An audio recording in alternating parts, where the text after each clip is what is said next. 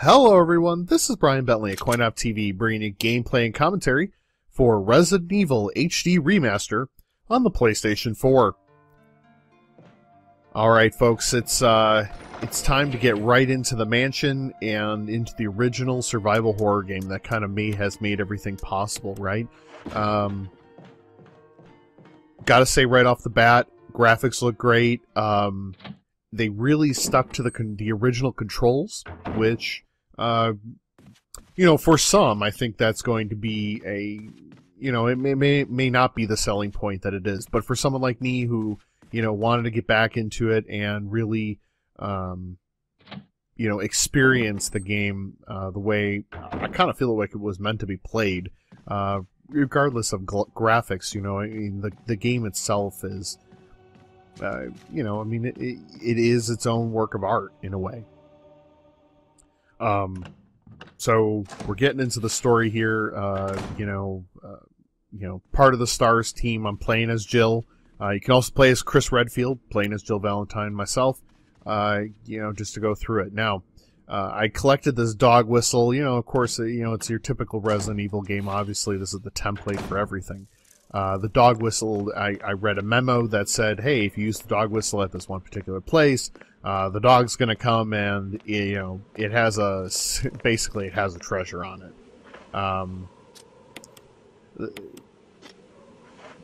The sound effects are very creepy. Everything stays in line with what you want to do. So I had tried this a couple of times with the gun, and it didn't really work out. So now I'm going to try it with the survival knife. I would argue that it doesn't necessarily work quite that well, considering I have two, they call it defensive items, alright? So I have these daggers.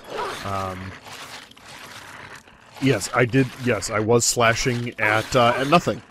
So that does happen. Well, yeah, I should be stabbing in the ground. There you go, Jill. Good job. Ooh, not good. But now I'll use another dagger. So I used up all my defensive items, and I barely came out of this alive. Now, there was a time where it kind of shoved two dogs at me, so I don't know if it's just I died so many times that it only sent one dog. Be it as it may. So now we've gotten the magic collar, and of course I'm going to go in here, and the first thing I'm going to try to do is use the collar. As opposed to examine it, I decide I'm going to try to use it.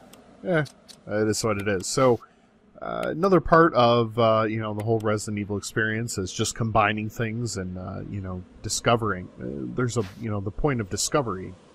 So now we're going to find this, this object, they call it a coin, that then turns into a key, imitation key, I guess, is the best way to put it. So, just overall, bits and pieces, the game looks great. You actually have the opportunity to, choose at the beginning, whether you're going to go in the full 16:9, as I have, or if you want to go with the original 4:3, that would be on your television. So, of course, I went with the 16:9. When I'm looking it up on my, 50-inch plasma, I really wanted to shine. So, you'll also notice I'm a bit of a map person. Everything's about the map. Check the map, I double-check the map, I triple-check the map, whatever it takes. But I have, if you'll notice, I have gone through a good portion of the mansion. I have not found the map yet for the second floor. It's on my list of things to do. So now I'm going to go over here, and I'm going to, so my original intent was, okay, I finally have the lighter, I have the, the flask full of kerosene. I'm going to go ahead, and there's a couple of zombies, here on the floor. I'm going to go ahead and burn them, right? So I'm going to go in here and turn the corner and get a bit of a surprise. So I'm like, oh, here, I killed these. Oh, hey, look, that guy is coming back. That's not good. Oop. Okay, now I'm getting a little bit bitten here. Sometimes I wish I would, when I'm on the ground, I wish I could get up like that. That would be exciting. Oh, and got him. Oh, and I'm gonna shoot a little extra. Of course, in a survival horror game, a couple extra bullets here, a couple extra bullets there make all the difference. So I've done it. You'll see I'm gonna actually do it twice, where I actually fire off a couple extra rounds. Not my finest hour, but I do burn 2 bodies at once, which apparently is a trophy. And I'm burning myself.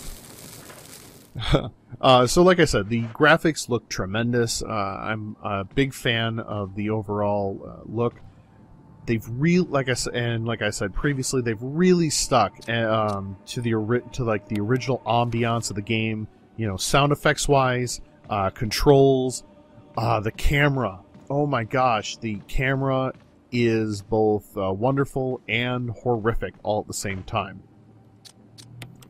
So I did keep this one part in here. Just so you know, after killing that, I went down, I got some healing and, you know, restocked up on some bullets. Then I'm like, oh, I'm gonna go check out some other areas, and then all of a sudden, hello. So, you know, now I'm gonna... One of the things about the camera is you really gotta line up your shot. Obviously, I only have X number of bullets. I do not want to waste said bullets. So now I'm gonna, you know, take the opportunity to, you know, try to line up my shot better, get caught on a window. You know how it is when you're walking by a window and you get caught on it. So I actually end up killing him here. Then you saw a couple extra bullets. Now, I actually, after this, I go downstairs, I fill up my kerosene, and I come back to this room. Of course, the zombie's gone. So that's, yeah, boy, I regret that one. Let me tell you, I end up coming back and he's not there anymore. So, something to keep in mind, you know, maybe you want to have that kerosene, because if you don't blow off their heads, which I not really sure how to do said blowing off of heads, but if you don't blow off your heads, you gotta burn them. And then I got into a tussle with another zombie, and you can see I am severely injured at this point. I am mission critical. One of the things I like about... You check out the map. You can see it says caution. It's blinking red, means it's in progress. I haven't found everything. So I'm going to go and kind of take a look, and I'm like, oh, okay. After this, I'm going to go outside. I know there's some green and red plants I can mix together.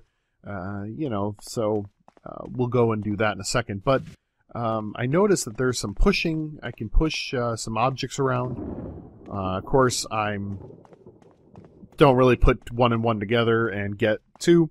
I keep trying to push it from this end, but it doesn't go any further. So finally, I figure out, oh, maybe I shouldn't push it from that end. I should push it from this other end. Anyway, just getting back. Love the ambiance. Really loving the game. I think if you are a fan of survival horror, this is definitely a game for you.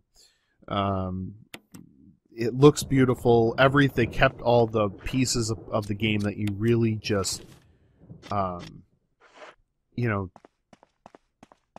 really make Resident Evil what Resident Evil is. And, you know, there's a lot of people that have complained about 4 through 6, where they become more action-oriented. And this really gives you the opportunity to go back to the mansion and really experience it full force, you know, and just really get the essence of Resident Evil. So, let's say you like Resident Evil, or you just really like the video, which I can't blame you. And the best way to show your love is to click on the like. There's a little thumbs up there under the views, and like the video. Leave comments below. How do you feel about survival horror? What do you think about the graphics? You know, love the. Got to admit, love the the dialogue. It's so terrible. It's wonderful. I'm gonna go out here and because I know there's a bag of fertilizer out here as well as some green and red herbs. So let's see what happens. Spoilers: it doesn't turn out well for Jill.